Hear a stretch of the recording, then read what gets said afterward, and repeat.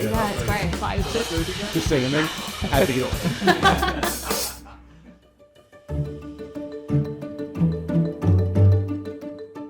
So we're here today for the first of our investment story series, where we're looking to explore the unique business model of M&G. And we're kicking off today by diving deep into the world of Seeker Music. And I'm delighted to be joined by John Smith, Seeker Music's chairman, Evan Bogart, the CEO of Seeker Music, and Stefan Rommelhard, an investment director at M&G Investments. Kate, perhaps that's a good opportunity for you to tell us a bit about your role at M&G as well. I'm Kate Russell, and I sit within the Life Investment Office at M&G, where we run a range of multi-asset products, including our flagship PruFund range, on behalf of our customers and policyholders. And our multi-asset products like PruFund and the other portfolios that we manage invest in traditional asset classes like equities and bonds, but we also have quite a sizable allocation to private and alternative assets, so things like private equity or physical property or music royalties, as we'll be talking about today, which makes PruFund a highly diversified proposition across 35 different asset classes and 65 different underlying strategies. And one of the other unique elements of the with profits funds, including the PruFund range, is its scale. At £128 billion, we can invest in differentiating propositions at scale that will help us to meet our return targets to customers, as well as aim to be a force for good in society. And the example we're talking about today of Seeker Music really highlights this unique business model. We have an asset owner who's deploying large-scale capital through the PruFund range.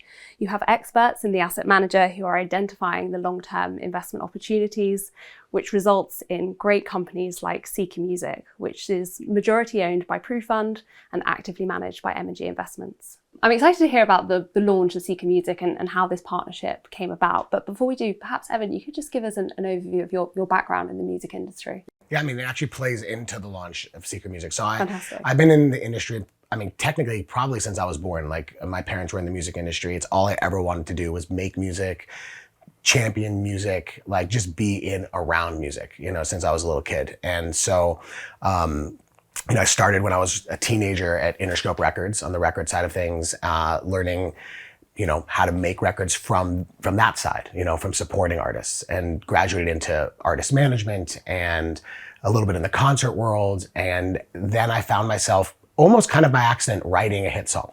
I put together this girl group, and out of necessity, we needed songs for them. And I just jumped in there and just took a shot at writing pop music. And one of the songs I wrote for this girl group ends up becoming this song called SOS by Rihanna.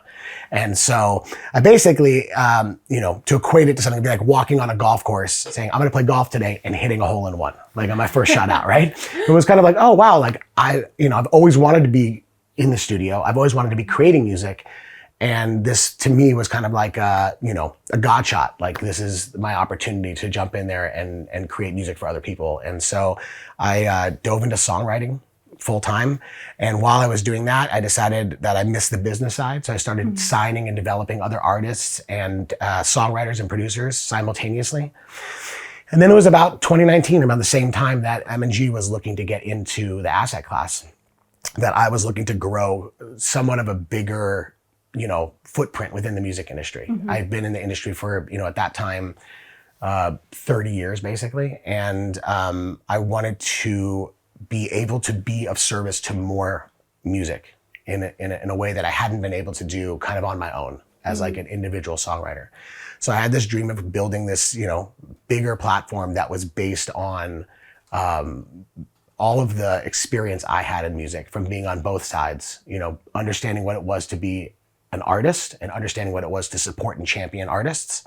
And as fate would have it, I was introduced to M&G, and our vision aligned for how to build this, incredibly unique and diverse company that we felt like would be a differentiator in the marketplace, where it was creatively led, and supporting creators and supporting songs, but financially strong. And yeah. It's so interesting to hear about a company that it's run by creatives, but for creatives. So not only a good business model, but also sort of doing good in the industry. Yeah, for sure. I mean, it's it's all I ever wanted to do, and honestly, I don't think I could do it any other way. I'm kind of like a left brain, right brain person, where I can't really live without one without the other, you know. So if I'm not being creative long enough, I feel like I'm missing something, and if I'm not focusing on building the business, I feel like I'm missing something, and so they just play off of each other. And I think it's been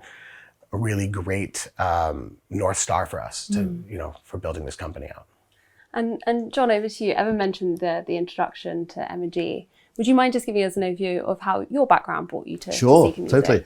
I've had over 40 years in the creative industries here in the UK, film, television, some music, quite a lot of publishing, book publishing and magazine publishing. And I'd been a finance person originally and then became CEO of a company exporting some of Britain's most loved brands all over the world. And I got to know people at M&G, some of Stefan's colleagues, and it was in 2019, it was just at the point where they were starting to think they'd quite like to explore the creative industries more broadly, actually, initially. And we did some work together thinking about the different aspects of that area and concluded that music was probably a good place to start. The amazing thing about music is that it is like an annuity as a revenue stream. And I think right at that time, everyone was starting to see that music is literally all around us. I mean, people have always consumed music. Of course, people say it's the soundtrack to your life and other such phrases, and it is. But because of the technological advances, music is literally everywhere, wherever you're going. When you're on the bus, you're on the train, you're at home, even in the bath, people are listening to music. And so consumption patterns are really positive. And so I think around 2019, it seemed like a very good asset class, not just to M&G, but to lots of other people. I'd been introduced to them. We decided together we needed to do some due diligence. We definitely decided music was the place to start. Stefan, myself and others interviewed dozens of people in London, in New York and in LA from the music industry, creatives as well as business people, people at the top, people at the bottom, all sorts. Trying to learn about how intellectual property worked, how the industry worked, who the players were, which business models made sense. We ended up at the end of 2019 writing a report recommending that M&G could make an initial investment into the class by setting up a company. And our view was that we could be successful if we differentiated ourselves from all the other companies in the industry by deliberately being very creatively run. We needed to find a creative genius, and sparing Evan's blushes, we're very lucky to have found him, proper creative genius. And so the company is clearly run by a creative. The whole thing's creative. Nearly half the workforce at the company are creatives. And that makes a big difference for reasons we'll probably explore in a minute. And putting my financial investor hat on to try and illustrate what John just mentioned, music copyrights will generate, if you target the right assets, a passive income that you can collect. So consider that like rent on real estate. But those rights are typically very severely undermanaged. Where someone like Seeker comes in and dedicates the full attention of a creative team to the active management of the asset, you're able to establish a plan for value creation. And this is very accretive to our ability to deliver returns for our investors. Think about it as the beta, which is composed of a growing cash flow base, and the alpha, which is generated through active management, which is then obviously delivering, in our view, attractive financial returns for investors. Just to clarify for people listening, so how do you actually make money from music and music copyrights in the portfolio? So as the owner of the copyright, you are able to be remunerated by the use of the music, which can take many different forms. Streaming is obviously the most obvious example these days, but performance rights, mechanical rights can attach, for example, to the use of music in a public space, live music, plays on the radio, and synchronization income is income that is derived from the use of music in visual mediums. Think about film and TV, video games, and advertising. So each time the music is used, effectively the music copyrights owned by the rights holders generate cash flows and income for the owner.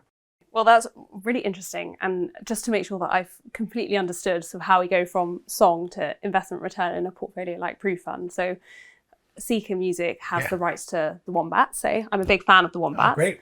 when I'm listening to their albums on repeat at home, am I actually generating returns for Yes, please, PruFund? please keep doing it. Okay. Yeah. And tell your friends. Yeah. Not that I need any more encouragement, but now I sure. know I'm doing good for Seeker Music and for PruFund. You are. You're increasing our revenue streams. It's awesome. Thank you. So, Stefan, could you just talk us through the characteristics of music copyright? Music copyrights present a series of very attractive features and characteristics. First, especially on the back of the rise in streaming, stable, predictable, and growing cash flows.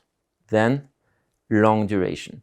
To put this into context, they expire or go back in the public domain 70 years after the death of the last of the co-composers. You typically have a weighted average duration of anywhere from 50 to 100 plus years, which obviously where you invest life insurance money, this is a relevant factor. The cash flows are uncorrelated to conventional public and private asset investments, which again contributes to bring about attractive diversification in a multi-asset portfolio.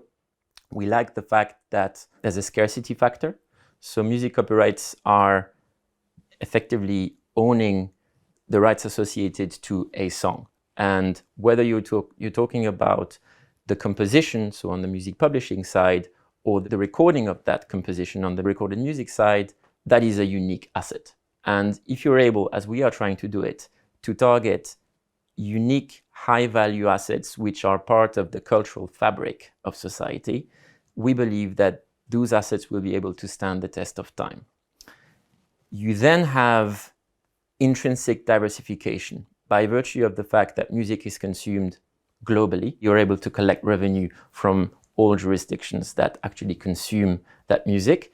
You also have an industry that is getting institutionalized very quickly.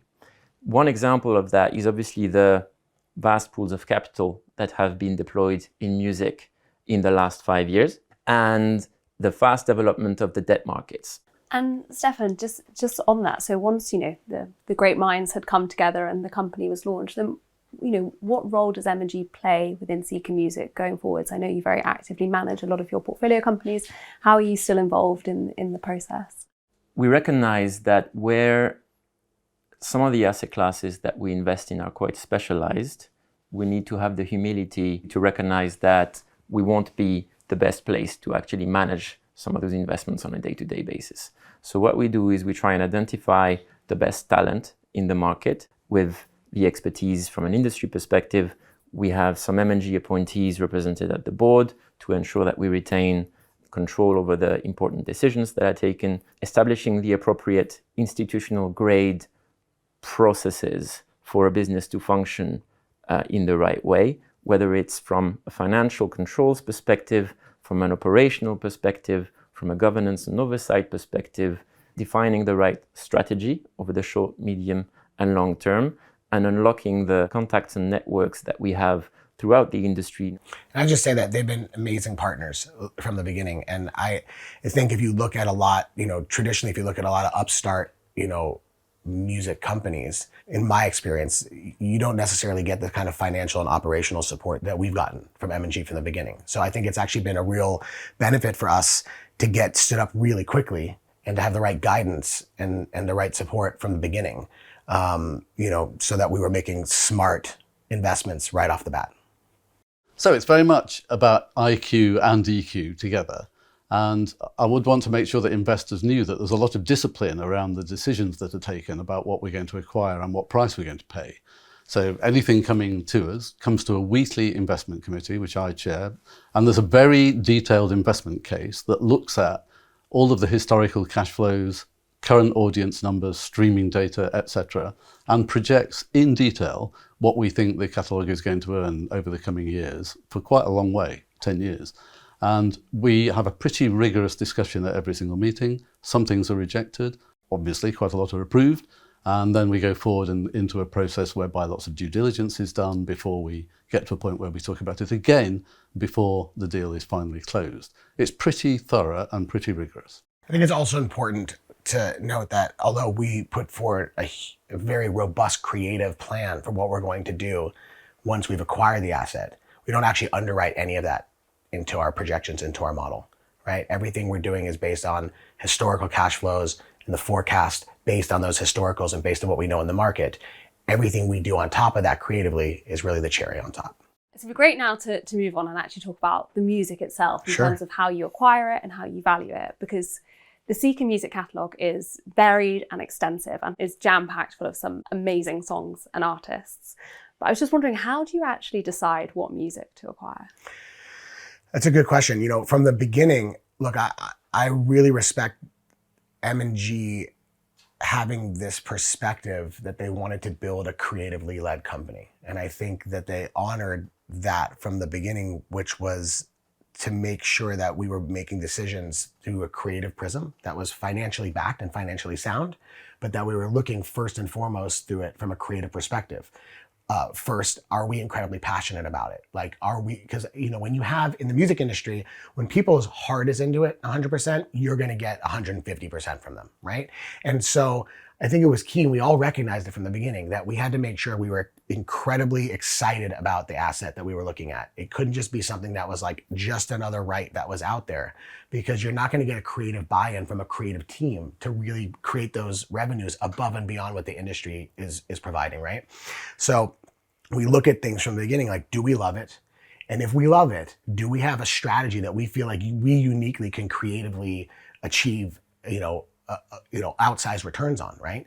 And so that was important. So before we even look at the asset from a financial perspective, does this make sense? Is this something we can be competitive? Is this something that we feel like we're uniquely set up from a financial and systems and operational structure to support? We look at it, do we love it? And do we feel like we're going to nail this? We're going to kill this, right? So they recognize that from the beginning. That in itself is a differentiator for us in the industry, where I feel like a lot of our peers in the industry, will go out, seek to acquire as many rights as they can, and then try to figure out what to do with them after. And to Stefan's point, it's like there's stable cash flows and they grow as the industry grows, but we're trying to achieve bigger returns than that. And we have been. We've been able to deliver on it because we put passion and strategy first. And we talked earlier about, supporting creatives.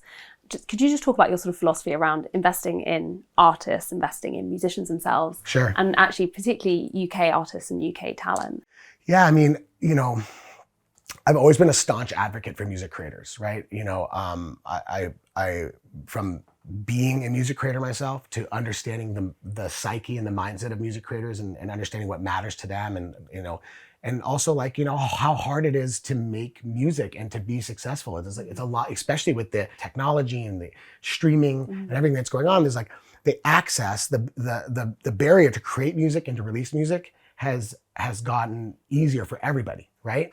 For us, we kind of look at, how can we acquire copyrights and recordings that we feel like we uniquely can get behind. And we also look at, do we feel like we align with the creatives themselves? So, we're out there thinking to ourselves, like, can we help them, not just if we're acquiring their rights, like how can we partner with them going forward, right? So a lot of them will be on tour, a lot of them are active, a lot of them are still active in the studio creating. So we tend to align more with sellers that want to collaborate with us. And in some cases, we end up partnering with the seller where we don't buy 100% of the asset, they keep some of the asset, and we feel like that's a really healthy collaboration. But in some cases, even if they sell 100% of all of their assets to us, they still stay engaged with us because inherently they feel like we understand them. Just to jump in on the point that Evan just made here with respect to the investment process. So we obviously come at it as a financial investor, but we realize that the whole music industry stands on the shoulder of the creatives that actually contribute to the creation of the music in the first place. And in our view, in order to be able to build a sustainable business that grows and delivers outsized returns for its investors, we need to show that respect. But what we do, which is in our view fairly differentiated from the majority of other players in the market, is we apply the creative sauce. That's been the strategy from day one. Like literally from the day I met them was like, this is the kind of company that we want to build and this is how we want to execute it. It was well thought out before I was involved. Like this is the idea in the paper that John had written, right? It just so happened that, I was, I guess, the right man for the job at the right time, right?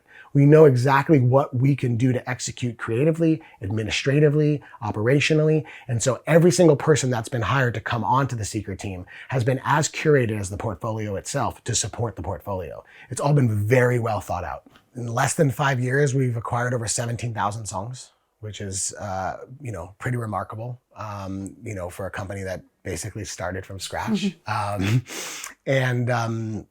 Within those 17,000 songs, we have, records that have been recorded and released from everyone from Harry Styles and One Direction to Miley Cyrus and Tupac and Drake and Whitney Houston. And I mean, really the list just goes on. Like especially here in the UK, you have stuff like, Lewis Capaldi, Before You Go, and you have like Mark Morrison, Return of the Mac, which is also Jay Sean, who's also from here, the Wombats, songwriters like Ruth Ann Cunningham, who's, having a resurgence right now with this song called The Vow that she released, that she did with another producer team called Future Cut, who we also acquired their catalog, and they produced all of the Lily Allen hits. So like, it just goes on. I mean, we have such a great footprint here in the UK, but really globally. And that includes, Joan Jett and Christopher Cross and the Go-Go's and Swizz Beatz and, all of the music from lots of stuff from the early 90s and early 2000s and just pop, R&B, hip hop, country, dance, Latin. We have, we're exposed to all sorts of genres and vintage and asset classes within music, right? And so it's a really, really well-crafted, diverse catalog of tons of hits. We have every single one of our catalogs has had at least one song that's been in the Billboard Hot 100. We have, I think 38 songs that are in the billion streaming club on Spotify now, which is also remarkable. Dozens of Grammy awards, countless more Grammy nominations, Brits, I mean, you just name it, right? It's just like a rich and saturated catalog of, household names and songs that we all walk around whistling and singing and humming on an everyday basis. So it's pretty cool. I mean, one of the biggest ones that we had last year actually holds the record now for the #1 biggest song in the history of Billboard, which is a song called A Bar Song by Shaboozey, which is a huge success story for us last year. And we were able to take one of our songs from our catalog that we acquired in 2020, and turn that into the Shaboozey song, which was, a phenomenal success for us as a company. Yeah, a song that we're all familiar with, hear it every day on the radio. Yeah. Hopefully we'll keep hearing it all day. Yeah, I'll increase my streaming habits. What's amazing about that is the song came out 18 months ago, and in the US, it's still top 10 on Billboard. I mean, it's a song. We kept saying like, man, this is a summer song. When it comes summer next year in 2025, it's going to bounce right back up on the charts. It never left the charts. It's still there. It'll be the Mariah Carey of summer, every summer. We beat Mariah Carey. We surpassed Mariah Carey. Yeah, it literally holds the record for the longest running #1 song in the history of music. Wow. But we didn't pay for that piece of IP at the outset because we only paid for the cash flows that existed historically. It's actually a giant priority for our business strategy. Like we spend a lot of time looking through all of the songs that we bought and figuring out which ones we feel like could become contemporary new IP and new hits today.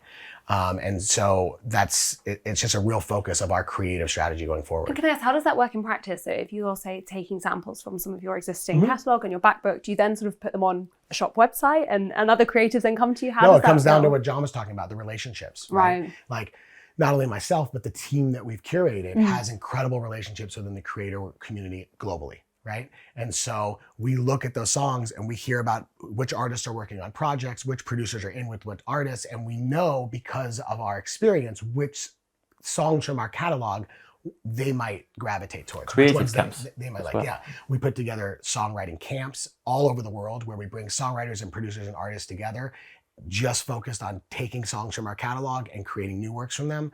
We have direct relationships with some of the biggest producers and artists and their teams, their management teams all over the world, where we're constantly supplying them with ideas. We know they're working on projects. We're giving them ideas. Hey, this song from our catalog would work really well for this project. And more often than not, they're like, that's actually a great idea. Let's try it. And so it's become a really incredible revenue driver for us. Every month, basically, as a result of the team's efforts, there is new IP that is created on the back of our existing catalog, and that contributes to add to the revenue base. Fantastic, so interesting. And in describing your creative process, you've talked a bit about partnerships. Yeah, Could sure. you give us an example of where you've actually partnered with an artist and how that works in practice? I think there's two ways to go about it. So we did an acquisition of a legendary artist named Christopher Cross. For those who don't know Christopher Cross, he's now widely synonymous with the genre yacht rock. When he first came out in the early 80s, he was actually the first artist ever in Grammy history to win Album of the Year, Song of the Year, Record of the Year, and Best New Artist all in the same year. And the only two artists ever since to win all four awards are Adele and Billie Eilish. So if that gives you a sense of how big Christopher Cross was in the early 80s, he was the biggest artist in the world. But after some time, some of those legacy artists, they have hits early on, and then they kind of like drift off into the background. People remember their older music. Cue Seeker music, right? We're able to do an acquisition deal with Christopher Cross. Now, in his circumstance, he actually sold the entirety of his catalog to us, right?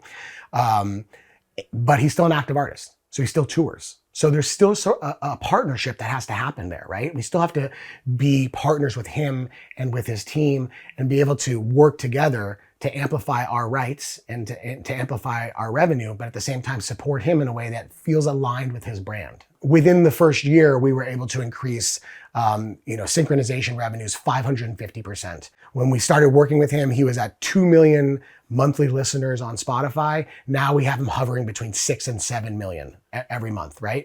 Like, we've been able to create way more fans for him, which is of course helpful for him, drives more people to his shows. I know he's been on tour here in the UK with Toto and Men at Work and some other great acts, but it's us kind of reinventing and reaching new fans for him. And then of course, super serving his existing fans, but in a partnership with him because he's on tour selling our music on tour.